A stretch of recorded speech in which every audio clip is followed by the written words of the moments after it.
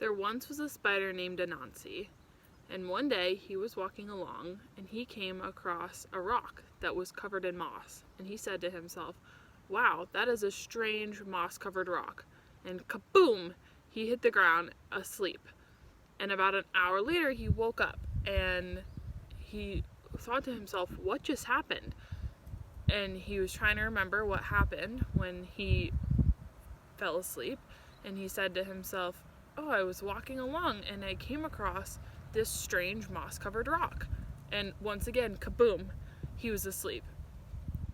And about an hour later, again, he woke up and he thought, that was very weird. What is happening? And he thought to himself again, twice now I've come across, the strange moss-covered, and he didn't say it. And he said, it must be a magic rock that makes you fall asleep. And I think I know exactly what I should do with that. So he walked along until he came across the lion's house, and he saw that the lion was sitting on the porch of his house with a big pile of really yummy looking yams. And Anansi thought to himself, I just love yams, but I'm too lazy to gather them for myself to eat. So I know what I'm going to do. And he walked up the porch to the lion's house and said, "Oh, good day, lion. How are you?" And the lion said, "I'm doing well. How are you?" And Anansi said, "I'm good, but isn't it just so hot out today? I think that I am going to go for a walk in the forest to cool myself down. Would you like to come with me?" And the lion said, "Why, thank you so much for inviting me. Of course, I would love to go for a walk." So they left the lion's house and they started walking along in the forest, and Anansi led the lion to the rock that he had discovered earlier. And he said, "Why, lion, look at that. What is that?" And the lion said, "Well, Anansi, that is a strange moss-covered rock." And boom, asleep. He fell asleep. And that was exactly Anansi's plan.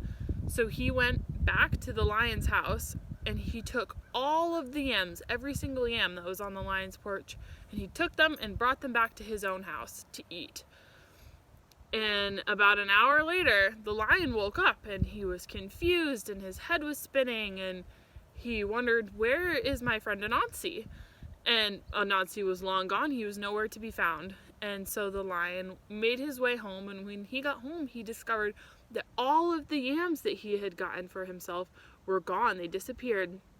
And he was very sad that he no longer had any yams.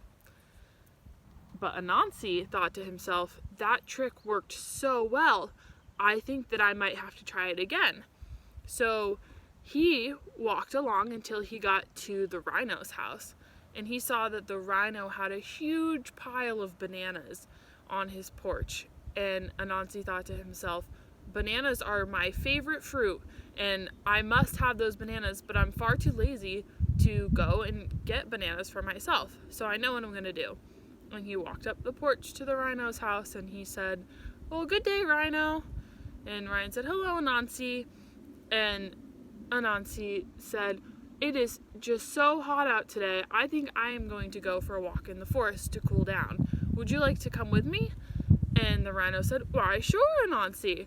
And so they went off and they went for a walk in the cool forest until they came upon the rock.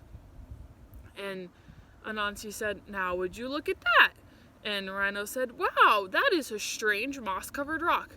And boom, he fell down asleep. And Anansi thought, this is great, my plan worked again. And so he went back to the rhino's house and he took all of the rhino's bananas off his porch and brought them back to his own house and put them with the yams that he had taken from Lion. And about an hour later, the rhino woke up and he was confused and his head hurt and he wondered what had just happened. And he remembered seeing the rock with Anansi, but Anansi was gone. He was nowhere to be found. So Rhino went back to his house and all of his bananas were missing and he was very sad. But Anansi discovered that this trick had worked for him twice now. And so he went and he did it again to the hippopotamus and the giraffe and the zebra and every single animal in the forest that had a really yummy looking food that Anansi was just too lazy to go and get for himself. So as he was doing this throughout the day, he didn't notice that there was a little bush deer hiding in the bushes, and she was small and she was shy and she was very hard to see, so Anansi didn't notice that somebody was watching him play these tricks on all of the animals in the jungle.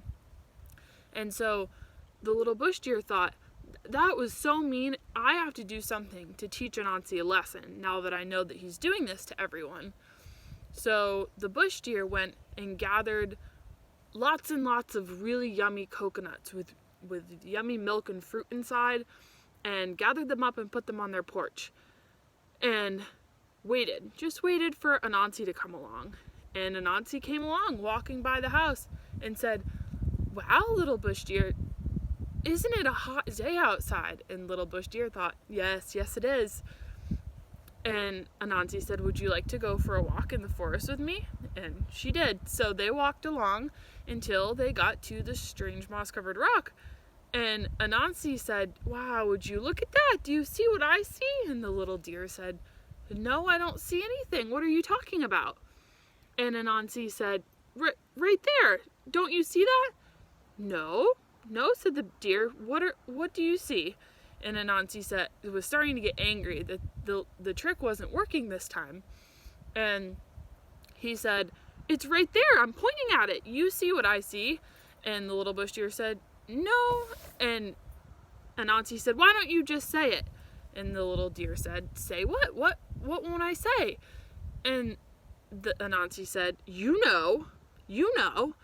And little bush deer said, Fine, I'll say it. I'll say it if it will make you happier. I can see that you're very upset right now." And the little bush deer said, "Okay, are you ready? You know." No, said Anansi. "That's not what I wanted you to say. You were not supposed to say, you know. You were supposed to say, what a strange moss-covered rock." And kaboom! Anansi fell asleep. And the little bush deer was so happy that she didn't get tricked by Anansi. And so she ran back to Anansi's house and took all of the stolen goods that Anansi had taken from all of the animals in the jungle and returned them to their owners, who had worked very hard to gather them themselves, and took them away from Anansi's house until Anansi's house was empty. And about an hour later, Anansi woke up and was so mad that he didn't trick the little bush deer, and the little bush deer tricked him back. And he went back to his house without the coconuts that the deer had, and he discovered that all of the food that he'd taken all day from all of the people in the jungle was gone and stolen away from him, and he was very discouraged. And you would think that Anansi learned their lesson and didn't want to be such a trickster anymore, but unfortunately Anansi did not learn their lesson.